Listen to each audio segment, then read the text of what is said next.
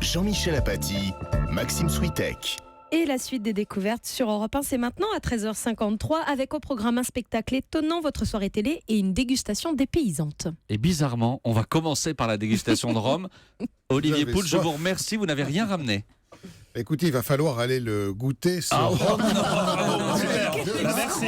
Agnès Chanuda, vous convie tous au parc floral de Vincennes qui accueille pendant 2 jours, pendant tout ce week-end, et même lundi, mais ce sera réservé aux professionnels, le plus important des salons consacrés au rhum, boisson exotique qui a le vent en poupe.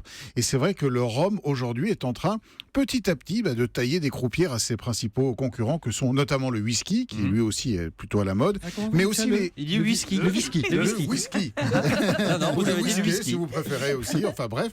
Et puis le cognac et l'armagnac aussi. C'est vrai que le rhum a ce côté assez moderne, assez exotique. Et puis surtout, il offre une diversité et un panel de produits très divers. Et c'est ce qu'on va pouvoir découvrir notamment lors de ce salon qui réunit quand même 500 rhums différents. C'est dire qu'il y a du choix. En 5 secondes, c'est quoi la base du rhum? Comment on fabrique le rhum? Alors comment on fabrique le rhum? Il y a 2 grandes écoles. Ce qu'on appelle le fameux rhum agricole, le meilleur, c'est fait évidemment avec du jus de canne à sucre.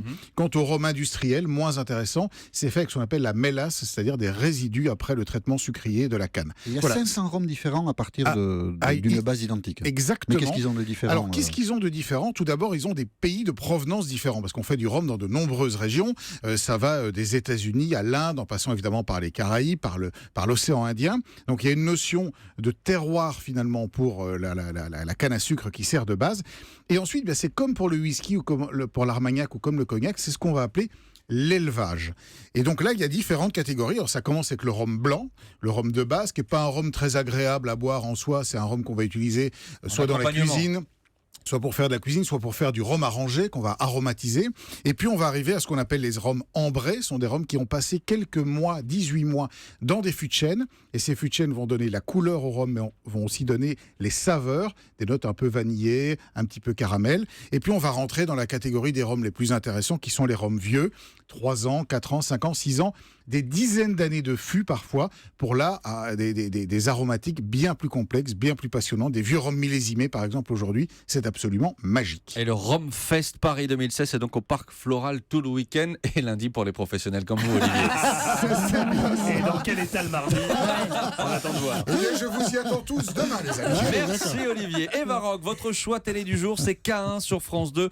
Retour de la série policière à 20h55. Exactement, c'est la 4e saison de cette excellente série. Et tant pis si vous n'avez pas vu les 3 précédentes, c'est pas grave, vous n'aurez aucun mal à suivre. K1, c'est l'histoire d'un flic en chaise roulante. Alors il a un brin cynique façon Dr House. Ah oui, il est très cynique, insupportable mais tellement attachant. Et puis il est toujours flanqué de son adjointe Lucie Delandre, extrait de la bande-annonce. Je suis de bonne humeur ce matin, ce serait dommage de manquer ça. Dans ces fiches, il y a forcément une affaire pour nous. Avec de l'hémoglobine, un cadavre tout frais, une once de suspense et une pointe de mauvaise foi. Si, la mienne. Et surtout un assassin prêt à se mettre à table dès qu'il est à point. Qu'est-ce qu'on fait là? Vous parlerez quand je poserai des questions. Il faut se plier à toutes les exigences de la police, c'est ça? Quand un suspect fait le malin, je suis comme vous. Je jubile, ça remplit ma journée. Voilà, alors pour ce retour en fanfare, K1 enquête sur l'enlèvement d'une mère et de sa fille. C'est une très bonne série qui a en fait l'intelligence d'aborder aussi à travers les enquêtes des sujets de société comme la corruption, l'avortement, et puis qui parvient surtout à mêler à la fois les intrigues policières à la vie quotidienne des personnages, qui d'ailleurs ont des caractères un peu plus complexes que dans la plupart des autres séries, avec ce brin d'humour qui rend la fiction très agréable. Et puis un atout maître aussi, c'est Bruno De Brandt qui est excellent vraiment dans le rôle de ce flic handicapé. L'acteur principal, voilà. Et puis dernier point positif, mais c'est pas anodin, le décor de la série, c'est Marseille et ses alentours. Entre Calanque et la vieille vie, c'est magnifique. Est-ce que ce serait possible réellement un enquêteur handicapé en chaise roulante? Est-ce que ça tient la route Alors ça tient la route dans la série, en tout cas dans la fiction, la façon dont elle a été écrite. Je pense que ça serait très compliqué dans la vie réelle. Ouais, voilà, France 2, 15, 20h55 et le bonus en une seconde, les visiteurs ce week-end. Les visiteurs, ils repassent sur TF1 à 20h55 sur dimanche, la première version des visiteurs, en attendant d'aller au cinéma voir les visiteurs. 18h03 pour ceux qui aiment ça. Voilà, merci Pour ceux qui Eva aiment. Rock. Diane Chenouda, c'est bien dit. votre coup de cœur du jour. Oui, j'ai pas Maxime. relevé. J'ai C'est pas du relevé. clown pour adultes, Calmez-vous, Maxime, pour Diane les plus de Chenouda. 14 ans. Calmez-vous, Diane Ah Chenouda. oui, non, mais c'est bon ça, du clown pour adultes. Oui. Vas-y, Non, Diane. ce n'est pas ce que vous croyez. Ce n'est pas ce que vous croyez. Alors, il a Oui. la détresse du clown. Mathieu, enfin. Il a sa bouffonnerie aussi. Retenez son nom, c'est Yann Frisch. Yann Frisch. Jeune c'est pas Jean prodige. Frisch. Non, je me suis trompée. J'ai fourché, ma langue a fourché. Voilà, ça arrive. Il s'appelle Yann Frisch. C'est un jeune prodige. Un clown comme vous n'en avez jamais vu. Car il est autant clown que magicien. Il a un look incroyable. Quelque chose du clochard céleste, de l'ange déchu. C'est un univers à lui seul. Une sensibilité à fleur de peau. Il a quelque chose de l'homme des cavernes. La tignasse, les grognements. Un long manteau trop grand pour lui. Un énorme nez de clown. Les sourcils charbonneux qui bougent, qui tressaillent comme ça à la moindre émotion, à la moindre réaction du public. Il a la maladresse du clown, bien sûr, mais il nous régale aussi de 1000 exploits avec des numéros de magie, l'air de pas y toucher, très subtil. Il joue avec l'air, le feu, l'air, l'eau. Il improvise des numéros sur un mot que lui donne le public. Vous voyez, par exemple, une femme lance le mot de lévitation et quelques minutes plus tard, c'est l'effet de surprise, on le voit tout à coup, mais l'air de rien, Maxime, se soulever à la verticale, c'est complètement fou. Et puis il raconte de drôles Il y a un d'histoires, truc, pas si non drôles que ça, oui, mais je sais pas lequel.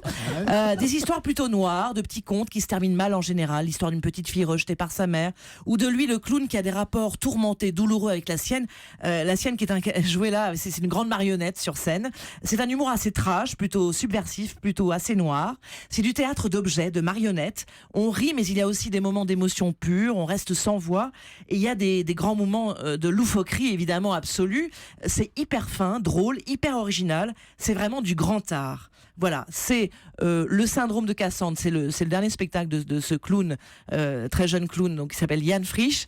Et il joue en ce moment au Rond-Point jusqu'au 10 avril, au Théâtre du Rond-Point à Paris. Et il sera en tournée à l'automne prochain. Et Le voilà, clown pour adultes, le clown qui n'a pas que le nez rouge. Donc.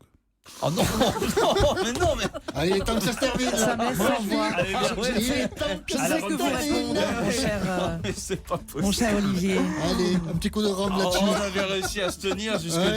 13h59 Dernière le chose. Presque vendredi. bien fini, voilà. Ouais. On a presque bien fini. Merci Diane pour ce coup de cœur en tout cas. Merci, vous m'avez convaincu. Merci à toute la bande des découvertes sauf Olivier Pouls et Jean-Michel Apathy. Peut-être à lundi là, on est obligé de... Bon, mais peut-être à lundi, peut-être pour une nouvelle édition d'Europe Midi, mais en fait sûrement à lundi pour Europe.